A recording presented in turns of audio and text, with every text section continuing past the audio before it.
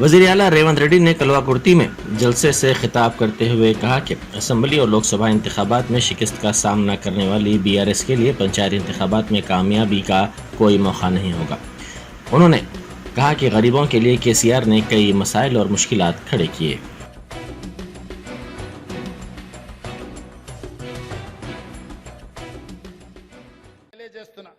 అందుకే మిత్రులారా, ఇవాళ కేటీఆర్, కేసీఆర్, హరీష్ రావు మాట్లాడుతున్నారు. కాంగ్రెస్ వచ్చింది, ఇవాళ పేదలకు కష్టాలు వచ్చినాయి. నేను చెప్పదలుచుకున్నా, పేదలకు ఎవరికి కష్టాలు రాలే, మీ కుటుంబానికి కష్టాలు వచ్చినాయి. ఆ కష్టాలను కప్పిపుచ్చుకోవడానికి పేదల మీద నెట్టే ప్రయత్నం చేస్తున్నాడు. మన అసెంబ్లీలో మాట్లాడుతూ నేను కొన్ని ప్రశ్నలు అడిగి ప్రతిపక్ష నాయకుడు రావాలి అని సూచన చేస్తే కేటీఆర్ అన్నాడు, ఆయన రాడు, మేమే వస్తాం, బావా బామార్దులమే సమాధానం చెప్తామని. టీవీలో చూసినట్టున్నాడు. 24 తారీఖు నాడు కేటీఆర్ మాట్లాడింది. 25 తారీఖు నాడు పొద్దున్నే 12 గంటలకు అసెంబ్లీ ఉంటే 11:30కి వచ్చి కూర్చున్నాడు కేసీఆర్. వీడు తిక్కలోడు, అసలే తిరణాలకు పోతే ఎక్కడానికి దిగడానికి సరిపోయింది అన్నట్లా వీడు ఏం చేసి వస్తాడో, వీడికి చేతికిస్తే ఇది ఎక్కడ పోతా అని వచ్చి పొద్దున్నే అసెంబ్లీలో కూర్చున్నాడు. అంటే కొడుకేమో రాడంటాడు, తండ్రి ఏమో పొద్దున్నే వచ్చి కూర్చుంటాడు. అంటే ఇవాళ వాళ్ళ మధ్యలో సమన్వయం లేదు. అధికారం కోల్పోయిన బాధ కొట్టొచ్చినట్టు కనిపిస్తుంది. అదే కాకుండా మన ఆయన మేడిగడ్డ గోదావరి ప్రాజెక్టులను పరిశీలించడానికి పోయింది. మా దగ్గర బాలయ్య అనే డ్రైవర్ ఉంటాడు. వాళ్ళ కొడుకు అక్కడ ఇక్కడ అడావిడిగా తిరుగుతున్నాడు. వాడు 10వ తరగతి పాస్ అయింది, కానీ వాడికి ఏందో ఈ తిరుగుళ్ళు అలవాటు. ఊరికే టీవీ చూస్తున్నాడు. కేటీఆర్ ఉన్నాడా సార్ అంటుండు. ఎందుకురా అంటే, సార్ కేటీఆర్ గారికి సెల్ఫీలు దిగుడు, సెల్ఫ్ డబ్బా కొట్టుకున్నాడు అలవాటు. అసెంబ్లీలో నోరు జారుతాడు. ఆడ మేడిగడ్డ గోదావరి జిల్లాల కాలు జారిండు అనుకో, అండ్లబడి కొట్టుకపోతే లేనిపోని పని అవుతుంది అన్నాడు. మరి ఏం చేయాలంటే ఇది కూడా కష్టమే సార్. ఆయన నీళ్ళలో కొట్టుకపోతేనే కుటుంబానికి విషాదం, బయటికి తీస్తేనేమో ఇది రాష్ట్రం మొత్తానికి విషాదం అవుతుంది. ఎందుకంటే ఈ తెలంగాణను తెగ నమ్ముకుంటారు వాళ్ళ కుటుంబం అని. అందుకే ఈరోజు ఈ తెలంగాణ రాష్ట్రంలో ప్రజలని వంచినందుకు 2023లో ప్రభుత్వానికి రాకుండా ఓడగొట్టిండ్రు. బుద్ధి మారక, అహంకారం తగ్గక అల్పం మాటలు మాట్లాడుతుంటే పార్లమెంటులో గుండు సున్నా ఇచ్చిండ్రు టీఆర్ఎస్కు. ఇప్పటికి కూడా వాళ్ళ బుద్ధి మారలే. ప్రభుత్వం చేస్తున్న సంక్షేమ కార్యక్రమాలకు, ప్రభుత్వం తీసుకుంటున్న నిర్ణయాలకు సంపూర్ణంగా సహకరించి ప్రతిపక్ష పాత్ర పోషించి ఈ ప్రభుత్వానికి సూచనలు ఇస్తే కనీసం పంచాయతీ ఎన్నికల్లో ఏమైనా వస్తుండే. కానీ ఇప్పుడు పంచాయతీ ఎన్నికలలో కూడా వాళ్ళకు వచ్చే అవకాశం లేదు. ఇక్కడున్న వేదిక మీద ఉన్న మా నాయకులకు నేను ఒక మాట చెప్పదలుచుకున్నా. ఇక్కడున్న మా కార్యకర్తలకు అసెంబ్లీ ఎన్నికలు అయిపోయినాయి, పార్లమెంట్ ఎన్నికలు అయిపోయినాయి. तेलंगाना के सबकदोश गवर्नर सीपी राधाकृष्णन से राजभवन में वज़ीर आला रेवंत रेड्डी ने मुलाकात करते हुए उन्हें तहनीत पेश की और नेक तमन्नाओं का इजहार किया। हाल ही में सदर जमहूरिया द्रौपदी मुर्मू ने जिष्णु देव वर्मा को तेलंगाना का नया गवर्नर मुकर्रर किया है। समझा जाता है कि वो 2 दिनों में अपने ओहदे का हलफ लेंगे।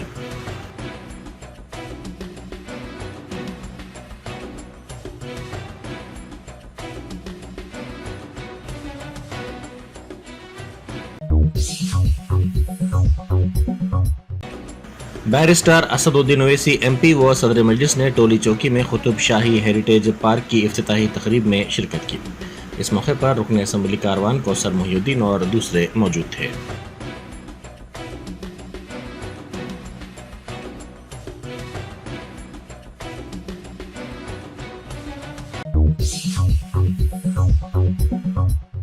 वज़ीर आला रेवंत रेड्डी ने मीर खानम मेट का कल रात अचानक दौरा किया, जहां पर नेट जीरो सिटी की तामीर का काम जारी है। उन्होंने इन कामों की पेशरफ्त का तफसीली तौर पर जायजा लिया और उहदेदारों को मुख्तलिफ हिदायत दी।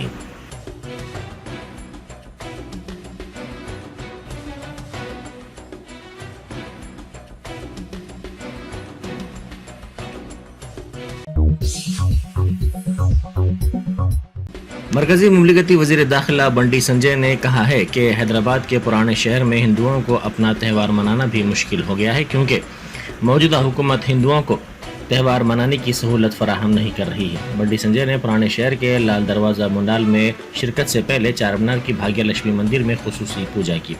बादशाह मीडिया से बात करते हुए उन्होंने कहा कि तेलंगाना में आइंदा बीजेपी की हुकूमत कायम होगी। इसके बाद पुराना शहर से गली गली में हिंदू शानदार पैमाने पर त्यौहार मनाएंगे।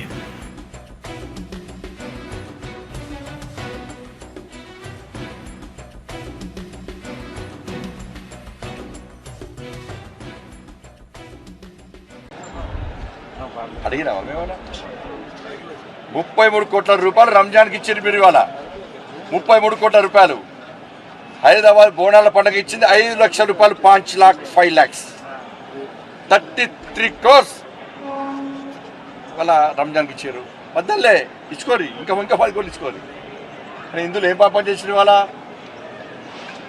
తెలంగాణలో రంజాన్ పండుగ మాదిరిగానే గణేష్ ఉత్సవాలు జరుపుకుంటారు కదా, భవానీ ఉత్సవాలు జరుపుకుంటారు కదా, హనుమాన్ జయంతి ఉత్సవాలు జరుపుకుంటారు కదా, బోనాల పండుగ జరుపుకుంటారు కదా,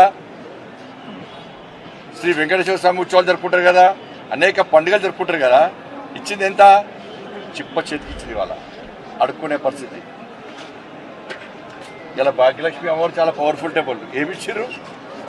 ఏమిచ్చారు భాగ్యలక్ష్మి అమ్మవారు? ఒక భారతీయ జనతా పార్టీకో లేకపోతే ఇంకో మా నాయకులకా గుడి చెప్పినా గతంలో చెప్పినా మళ్ళీ చెప్తున్నా, భారతీయ జనతా పార్టీ ప్రభుత్వం ఇక్కడ ఏర్పడిన వెంటనే మేము చేసేది ఈ భాగ్యలక్ష్మి అమ్మవారిని గోల్డెన్ టెంపుల్గా మారుస్తాం, పక్కా మారుస్తాం, గోల్డెన్ టెంపుల్గా మారుస్తాం. అనుమానం లేదు, అంతకు చెప్పినా మళ్ళీ చెప్తున్నా. అంటే 30 वज़ीर आला रेवंत रेड्डी ने कहा है कि किसानों के 1.5 लाख रुपए तक के कर्जों की माफ़ी के दूसरे मरहले पर 31 जुलाई से पहले अमल किया जाएगा। उन्होंने कलवा कुर्ती में जलसे से खिताब करते हुए कहा कि ताहाल किसानों के बैंक खातों में 6093 करोड़ रुपए की रकम जमा करवाई गई है। वो 2 ता 14 अगस्त बैरून मुल्क का दौरा कर रहे हैं। वापसी पर वो किसानों के 2 लाख रुपए तक के कर्जजात माफ़ करेंगे।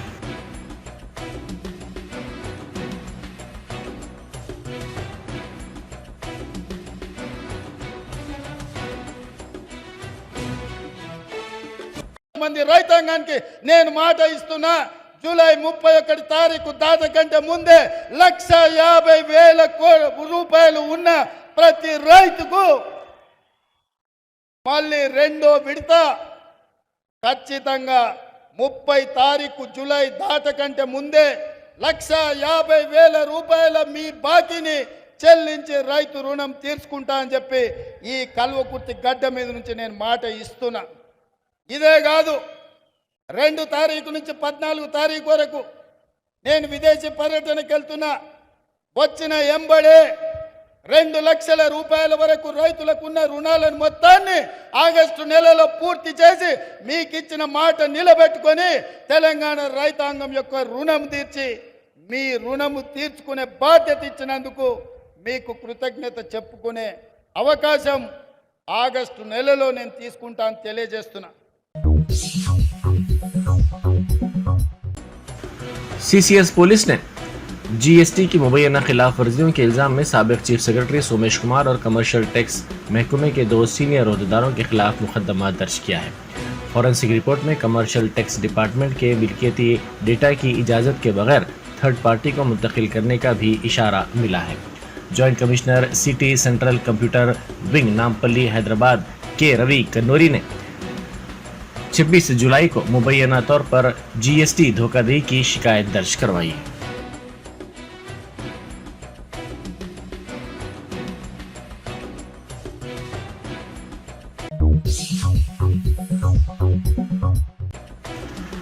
हिंदुस्तानी शूटर मन्नू प्रभाकर ने पेरिस ओलंपिक्स 2024 में खवातीन के 10 मीटर एयर पिस्टल मुकाबले में ब्रोंज मेडल जीतकर तारीख रकम की। मन्नू ओलंपिक्स की तारीख में शूटिंग में मेडल जीतने वाली पहली हिंदुस्तानी खातून हैं। उन्होंने फाइनल में 221.7 के स्कोर के साथ ब्रोंज मेडल जीता। फाइनल में मन्नू प्रभाकर ने ब्रोंज मेडल जीता। हेलो, नमस्ते सर। मनु नमस्ते, खूब खूब अभिनंदन, आपको बहुत बहुत बधाई। बहुत बहुत शुक्रिया सर। आप कैसे हैं?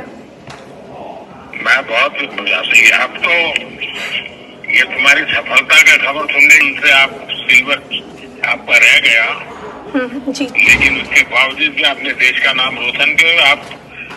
आपको दो प्रकार की क्रेडिट मिल रही है। एक तो आप कांस्य पदक लाई, लेकिन भारत की पहली महिला है जो इस खेल में मेडल लेके आई हो। जी सर, हाँ जी, शुक्रिया सर। वज़ीर ख़ारजा एस जयशंकर ने इतवार को अपने अमरीकी हम मनसब एंटोनी ब्लिंकन से वसी बातचीत की। ये बातचीत 3 हफ्ते पहले वज़ीर आज़म मोदी के दौरे रूस के बाद हिंद अमरीका ताल्लुकात में बेचैनी के पस मंज़र में हुई है। जयशंकर और ब्लिंकन दोनों 4 मुल्की ग्रुप क्वाड के वज़राए ख़ारजा के इजलास में शिरकत के लिए टोक्यो में हैं। वज़ीर ख़ारजा और अमरीका के सेक्रेटरी ऑफ स्टेट के दरमियान इस बातचीत से पहले वाशिंगटन और न्यूयॉर्क में सिख इंतहा पसंद गुरपुनीत सिंह को हला करने की मुबैना नाकाम कोशिश से मुताल्लिक केस में नई दिल्ली से मुसलसिल जवाबदही तलब कर रहा है। ये वाज़ेह नहीं है कि आया जयशंकर और ब्लिंकन के दरमियान बातचीत में वज़ीर आज़म के दौरे रूस और खालिस्तानी इंतहा पसंद की हलाकत की मुबैना साजिश पर क्या बातचीत हुई। जयशंकर ने एक्स पर अपने पोस्ट में लिखा कि उन्होंने और ब्लिंकन ने इलाकाई और आलमी मसाइल पर वसी बातचीत की।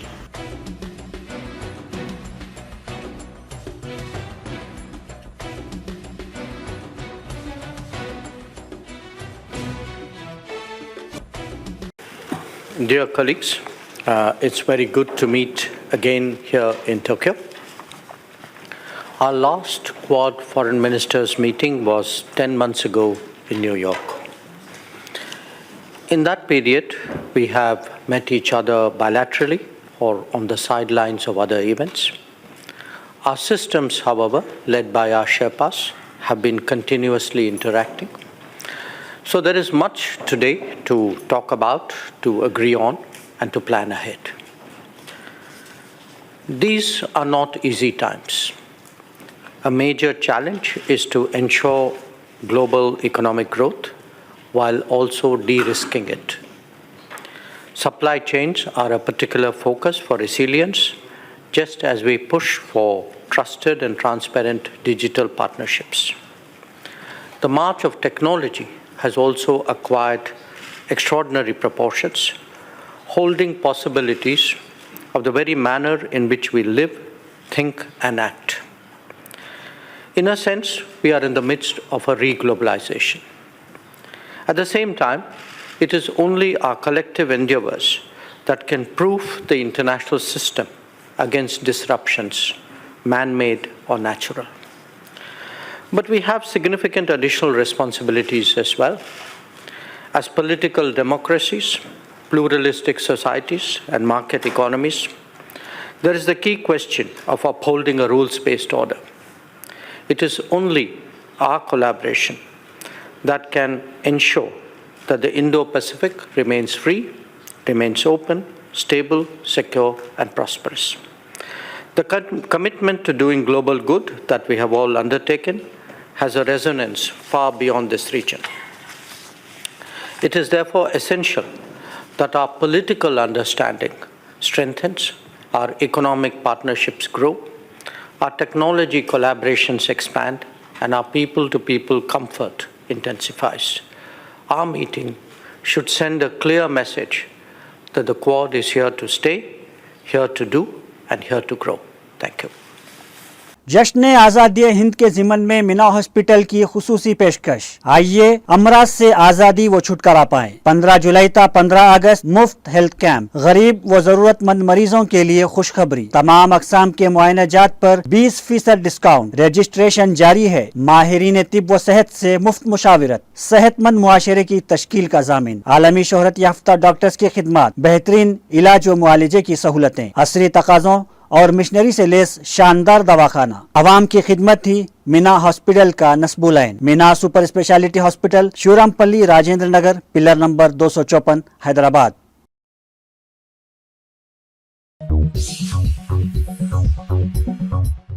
मस्जिद आलमगिरी में तिब नबवी सल्लल्लाहु अलैहि वसल्लम प्रोग्राम कामयाबी के साथ इख्तिताम को पहुंचा। बाददा सवाल जवाब का सेशन भी हुआ, जिसमें कई अफराद ने सवालात किए। डॉक्टर अशफाक ने तमाम का इत्मीनान बख्श जवाब दिया।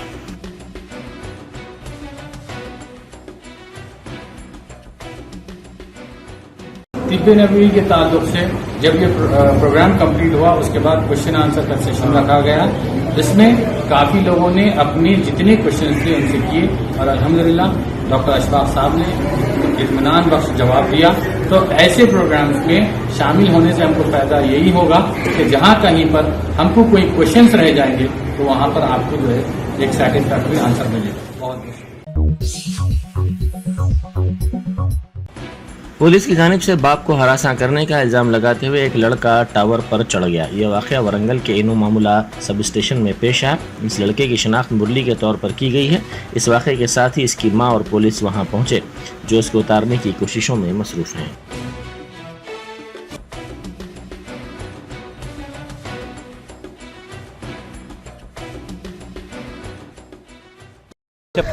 ఒక ఆమె మా అత్త మన దూరం చుట్టూ ఇల్లు కట్టి ఇవన్నీ వచ్చింది మా ఇంటికి. కట్టించినాక మా నాన్న ఆమెకున్న గొడవలన్నీ తీర్చిండు, అన్ని చేసినాక నాకు ఆ ఇల్లు వద్దు, పైసలు నాకు ఇచ్చేయని చెప్పి అన్నది. అంటే నువ్వు భయాన కొన్ని కట్టింది ఇచ్చిపెట్టింది, ఆ భయాన పైసలు మేము కట్టినావు.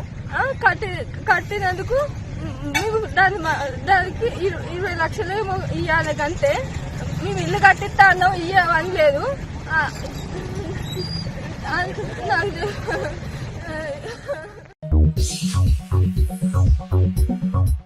घुड़सवारी के दौरान घोड़े से गिरने के नतीजे में जख्मी नौजवान की मौत हो गई। ये वाक़या जिला करनूल के मद्दीकेरी मंडल में पेश आया।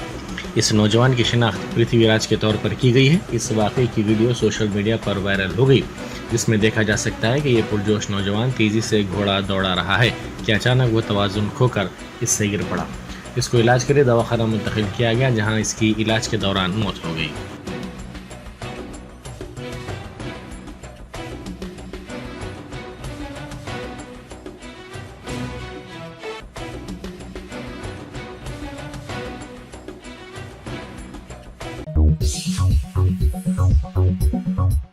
मुंबई के मलाड की मलोनी निहाल सोसाइटी की बाज़ ख़वातीन ने पुलिस से शिकायत करते हुए कहा कि अम्रपाली शर्मा नामी खातून हिंदू मुस्लिम कर रही है।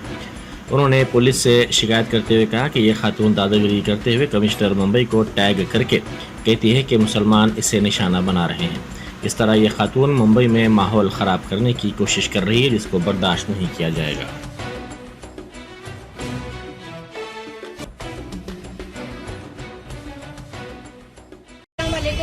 मुंबई मलाड मालवनी के अंदर निहाल सोसाइटी के अंदर एक अम्रपाली शर्मा नाम की एक महिला है जो इतना हालत खराब कर चुकी है। जो मेरी बहनें यहाँ पे खड़ी है, कुत्ते और बिल्लियों को खाना खिलाती, अच्छी बात है, कुत्ते बिल्लियों को खाना खिलाना चाहिए, एक नेक काम है। लेकिन ये खाना खिलाती तो है लेकिन दादागिरी अलग करती है। वो अम्रपाली शर्मा बार बार मुंबई कमिश्नर को टैग करती है और ये कहती है कि यहाँ के मुसलमान मुझे टारगेट कर रहे हैं, तो ये गलत बात है। मुंबई के अंदर अगर कोई माहौल खराब करेगा तो हम बिल्कुल बर्दाश्त नहीं होने देंगे। मैं मालवनी पुलिस स्टेशन में आई, अभी यहाँ के पाटिल सर से मैंने बात करी, नाइट फ्लाई पाटिल सर है, उन्होंने कहा कि कोई भी ऐसे काम नहीं होंगे, हम तफ्तीश करेंगे। तो मैं कहना चाहती हूँ मुंबई पुलिस से कि अम्रपाली शर्मा जो है बार बार ट्वीट करती है, गलत तरीके से मैसेज देती है मुंबई पुलिस को, तो आप जब भी ट्वीट करें तो उसकी तफ्तीश की जाए। देखो ये माहौल खराब करने का काम नहीं है, गलत तरीके से हम वहाँ के भाइयों को धमकी दे रही है, वो हिंदू मुस्लिम की बात कर रही है। तो कम से कम मुंबई का माहौल ना खराब हो। मैं मुंबई कमिश्नर से ये निवेदन करती हूँ, एक अर्ज करती हूँ कि कम से कम हमारी मुंबई का माहौल ना खराब होने दिया जाए और ऐसे अम्रपाली शर्मा जैसी महिलाओं पे तफ्तीश की जाए, तहकीकात की जाए कि इस तरीके का जो माहौल खराब करे उस पर कार्रवाई की जाए। Germanten super speciality hospital, doctor Mir Jawad Zar Khan, senior experienced orthopaedic surgeon, bone fracture, joint replacement, hip replacement और स्पाइन सर्जरी कामयाबी से अंजाम दे रहे हैं। इसके अलावा neuro surgery, cardiology, gynaecology, dental, general medicine, dialysis और फिजियोथेरेपी जैसे शोबाजात में इंतहाई कामयाबी के साथ वाजबी फीस में इलाज किया जा रहा है। शेयरिंग और प्राइवेट रूम्स, अस्पताल में 24 घंटे MRI, CT scan, 2D digital x-ray, ultrasound, operation theatre, ICU और लैब की सहूलत दस्तयाब है। आपकी उम्मीदों के ऐन मुताबिक Germanten super speciality hospital, pillar number 150, Attapur, Hyderabad.